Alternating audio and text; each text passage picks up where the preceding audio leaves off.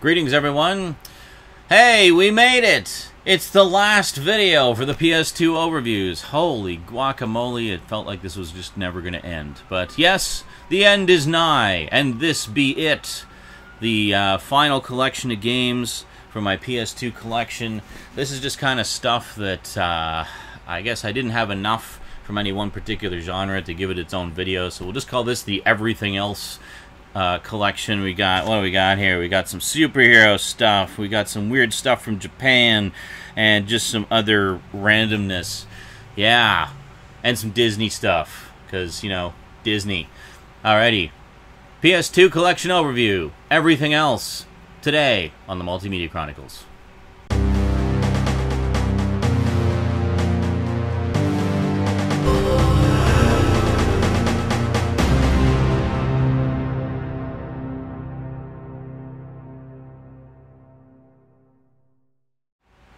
Welcome back. Alrighty, let's get right to it and wrap this bad boy up, shall we? Let's take a look at the everything else genre of games from my PS2 collection. Alrighty, here we go. Coming into the home stretch. Let's check it out. So first off, I got one here that I don't actually have a case for. This was sent to me by a viewer, by It's Frank, a while back.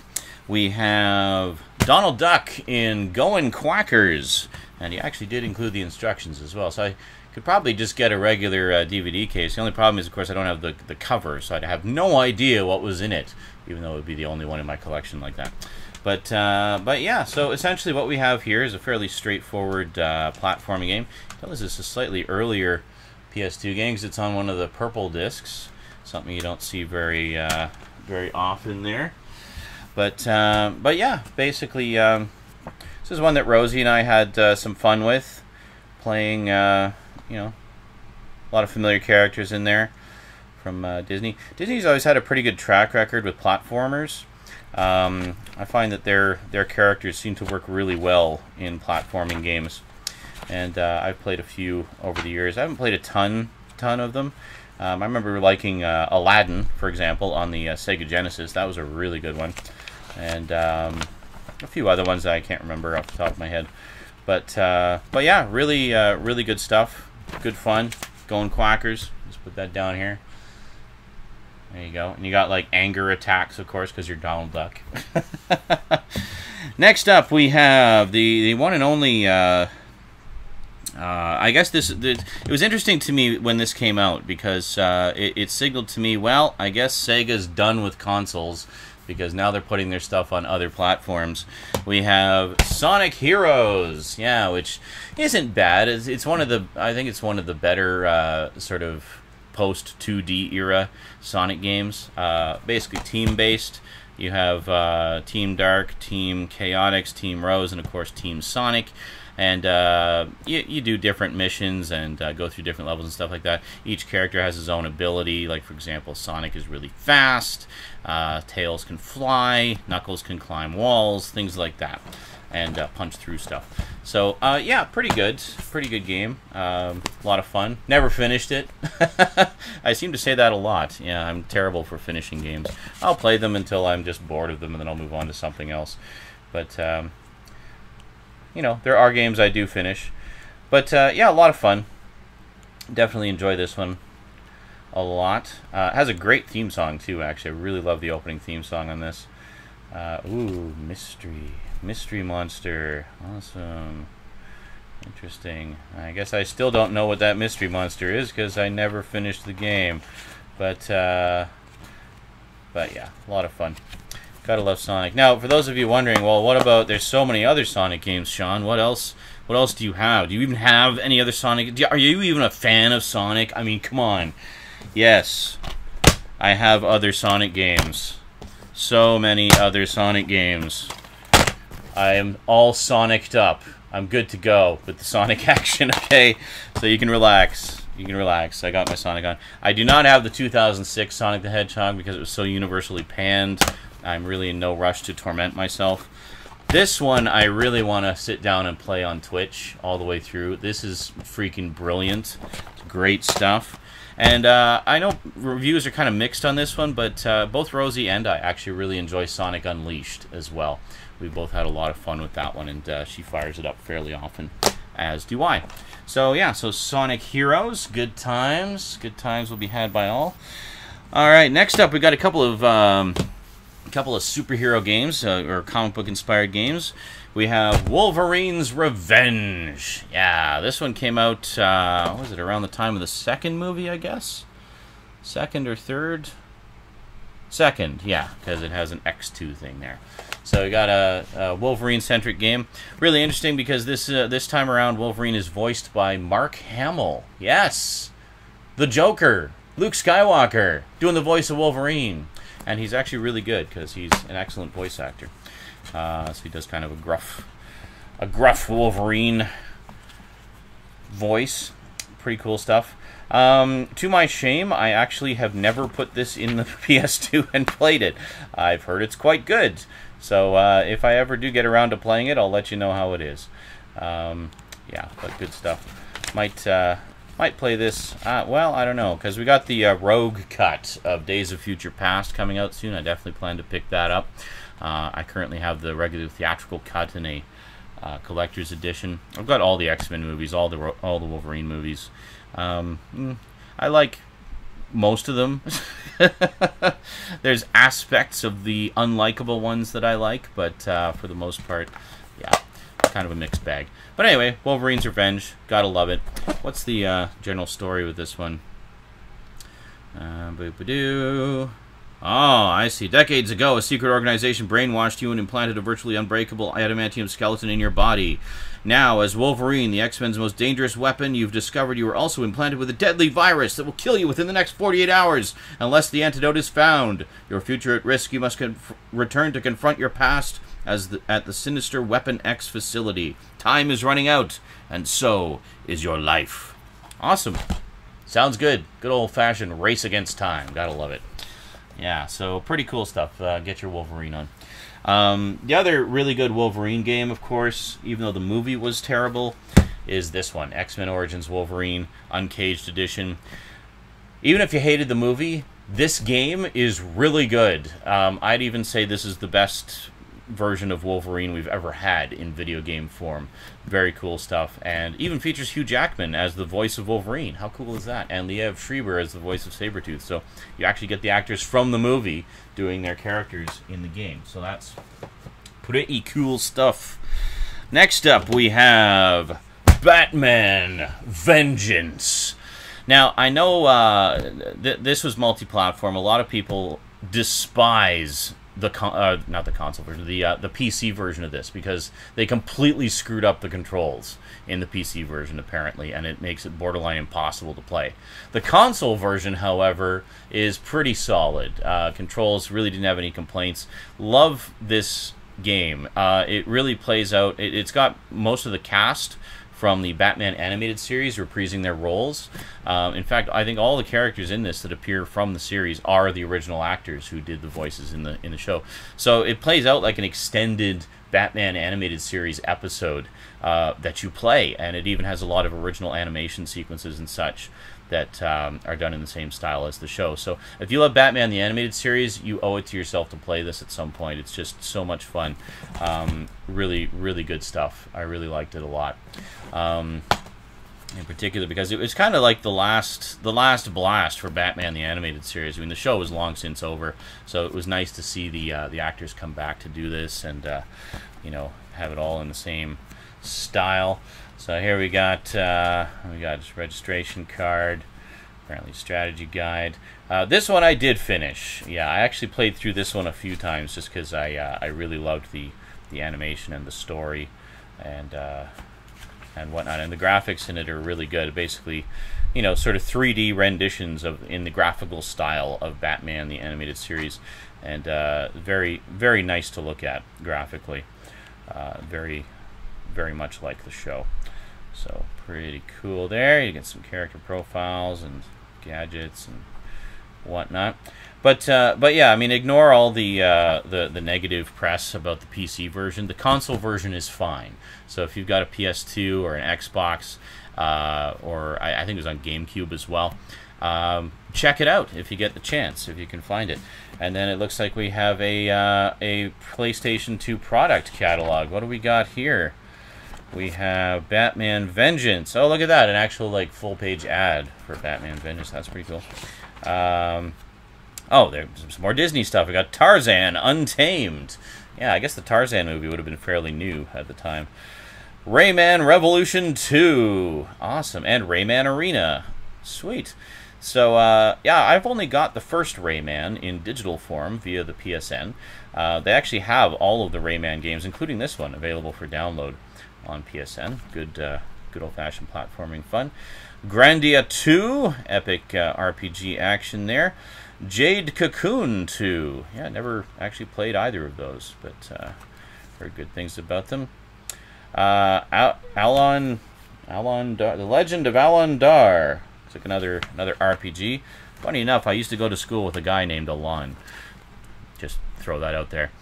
Conflict Zone. Yeah, never heard of that one. I'm pretty sure that came and went without any fanfare.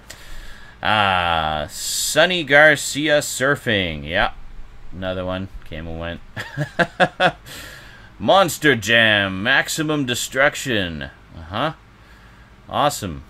Never heard of that one either. Alright, cool. So anyway, Batman. Check it out. It's awesome. Next up, what do we got here? This is kind of off the wall. You wouldn't expect that this would have a video game based on it, but it does.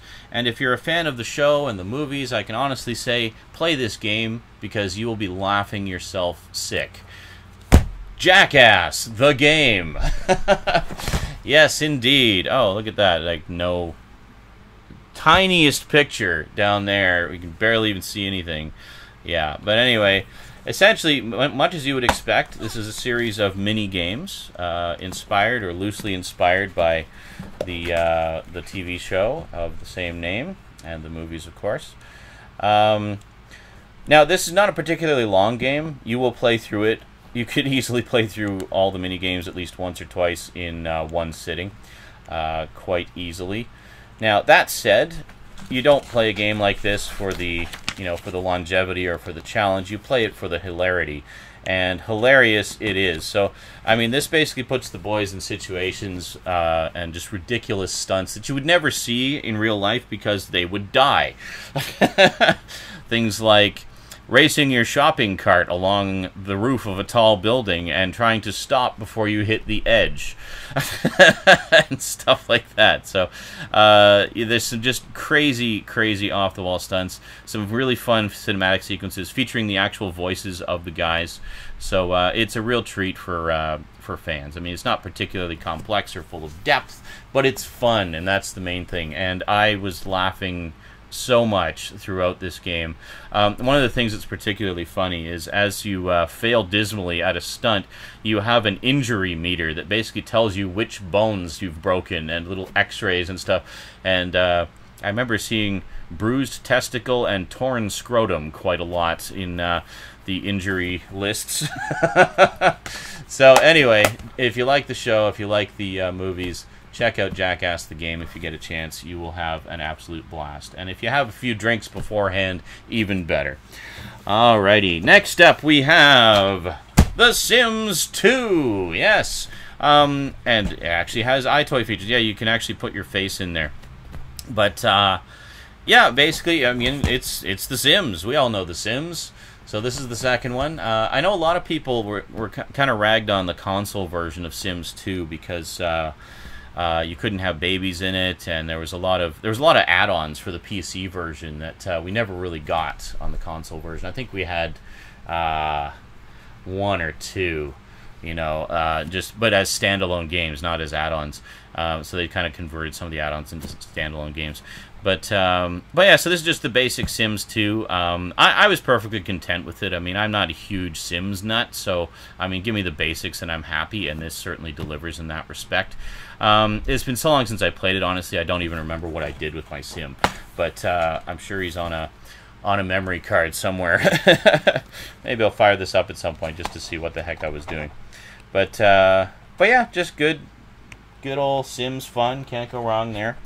And I should mention I do have The Sims 3 on PS3. This one I've actually played a lot more. This is a lot more complex, and of course, being on the PS3 and having the online components, there's a lot more add-ons that you can add on to it. So it's much more comparable to the PC version in this case, because you've got a lot of DLC and stuff that you can add on there. Whereas The Sims 2 just kind of stands alone. What can you do? But you gotta love The Sims. They're good wholesome family fun. Rose actually likes The Sims 3. She's got a couple of families going there that you know, the mom is really lazy and just sleeps on the couch all the time. And I keep saying, "Mom, you should probably get your mom a job so, you know, you don't run out of food and stuff." It's like, yeah, whatever. She just keeps falling asleep on the couch and never making the beds. It's like, well, great. And last but not least, we have a couple of unusual imports from Japan. First off, we have Katamari Damacy. Everybody loves Katamari Damacy. What a gloriously simple concept that's just so much fun.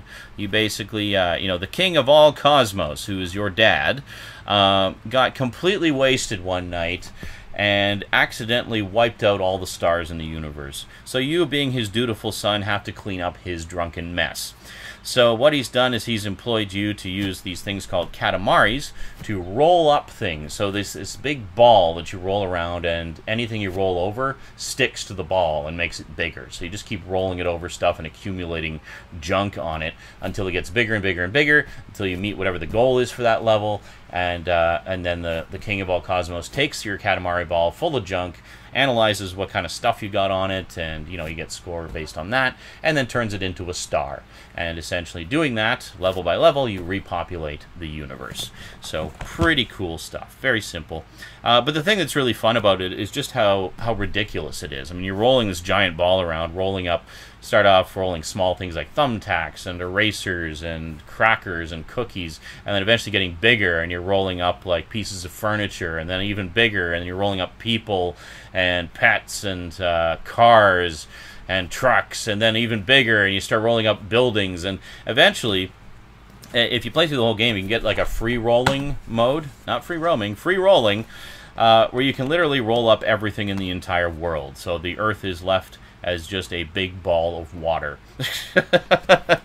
And yes, I have done that.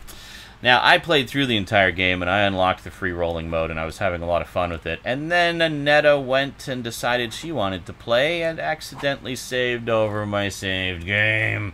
So everything that I had done was gone forever. But that's okay, just meant I could play through the whole game again. There's the king of all cosmos there. And that's you, the prince, just this little guy. But the cool thing about it is it just uses sort of, kind of like the appeal of Minecraft. How Minecraft has really simplistic graphics. It's very similar with Katamari Damacy. Everything's sort of very, you know, chunky and, you know, polygon-y and stuff like that. But it works. And I should also mention, this has one of the greatest soundtracks ever made for a video game. It's just, the music in it is so catchy, you'll catch yourself singing it, even if you don't know Japanese. And it's just so much fun on so many levels. This is just one of the all-time great games. Now, I have actually recently repurchased this on PSN. They do have it available in the PSN store if you have a PS3, so you can play it even if you don't have a PS2. So definitely check it out. There's been a few sequels as well. I've got one of them, specifically I've got Katamari Forever on the PS3. There was also another one on PS2, I think this is called We Love Katamari, and then there was one on the PSP, and yeah, there's been a few Katamari games over the years, but this is the latest one, I believe, and certainly the biggest and most elaborate one to date. I haven't even come close to playing through everything on this. But yeah, if you just want something simple and mindless and fun with some really catchy songs, check out Katamari Damacy. You will not go wrong there. It is a beautiful, beautiful game. Last, but most certainly not least, now this is kind of a highly sought-after collector's item, apparently. I gather it didn't get too high of a print run here, or was just kind of one of those weird things that a lot of people wanted and not a lot of people want to give up. We have Mr. Mosquito. Yeah, this is a bit of a rarity here. So I was really lucky to find this. I remember just seeing this on the shelf one day, and I thought, oh, well, that sounds like just crazy fun from Japan. As you may expect, essentially in this game you play a mosquito, and you are in a family's home, and the whole objective is to just, you know, suck blood and live. But as you do so, the family's trying to swat you and kill you, obviously. But as you avoid them, and you sort of see the downward spiral of the family as they begin to become more irritated with each other as they're trying to deal with you, and you just keep buzzing around and biting all of them. And yeah, there you go. Oh, I don't seem to have the instructions here. Just give me one moment. I want to check something. Yeah, here we go. Luckily, I have it twice. Yeah. Oh, wow. And this one's still sealed. Holy Moses. Let me just check this one here and see if this is actually properly complete. Just be a moment. Yeah, I was so excited. Ah, there we go. Yeah. So this one has the instructions. All right. So we'll just set this one aside. Yeah, being such a huge collector's item, I think my thinking was, oh, I found it twice by total fluke, so I thought, well, I'll, you know, keep one and sell the other, and then I just never ended up selling either of them. I don't even know if this is valuable anymore. I know at the time it was, so it was really a really lucky find to actually find it on the shelves there, so picked that up for a song and a dance. Yeah, there you go. Actually, glad I got it twice. I didn't realize I didn't have the instructions with the other one. And look at all those lovely X-Rental stickers. Yeah, we'll put this one on top because that's better. I'll put the instructions in that one. And there we go. Complete and beautiful, except for where I had to dig off the price sticker. We'll just set this one aside again. One second. There we go. And that is it, my friends. That is it. This is going Quackers. There we go. So that is it for the PS2 collection. You have seen everything. Well, almost everything, because I actually do have stuff on the PSN, which I'll show you in a future video, just so you can see sort of the ones that I acquired digitally rather than in physical form. A lot of the times it's definitely cheaper to get them digitally. PS2 games typically go for $10 a piece normally on PSN, but they have sales on them all the time, and you can often get them for $5 or less. Katamari Damacy I actually got for about 80 cents when it was on sale during a less than a buck flash sale on PSN. So yeah, pretty cool. And there's some other stuff that we're going to talk about next time as well, which I will talk about in the outro. So there you go. It is done. It is complete. This is all that remained of the PS2 collection. So quite a nice stack of games. I'm sure you'll agree. Quite a variety of stuff there too. I mean I love Katamari Damacy, especially. I haven't mentioned that enough by now. Jackass the Game, I just laughed my ass off through the whole thing. It's short, it doesn't take very long to play, but it's really funny. And Batman Vengeance, I know the PC version had seriously broken controls, but I loved the console version. I thought it was just a great Batman game. Alrighty, that is it for the PS2 overview. Sort of. Because next up, we're going to get into the PS3 collection, but to kind of bridge the gap and pass the torch, as it were, next time we'll be taking a look at my collection of PS3 games that are upgrades, high-def upgrades, of PS2 games. Yeah, so kind of bridging the gap between PS2 and PS3 by having almost PS3 quality versions of PS2 games. Anyway, we'll take a look at all of those next time. Until then, that is it for this overview video. That was going really well, and then I fucked it up. Anyway, just before we go, I'd like to take a moment to thank all of my Patreon sponsors. Thanks, Patreon sponsors. You guys and gals are awesome.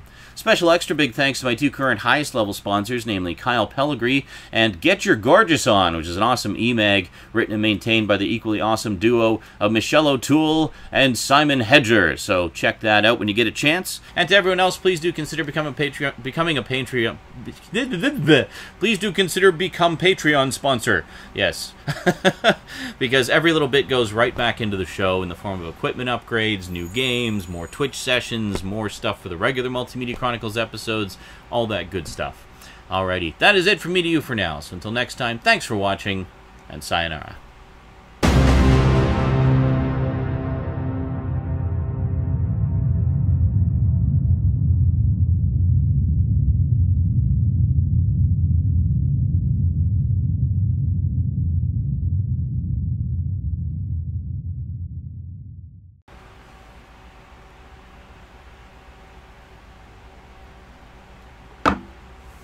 Ah, glorious coffee.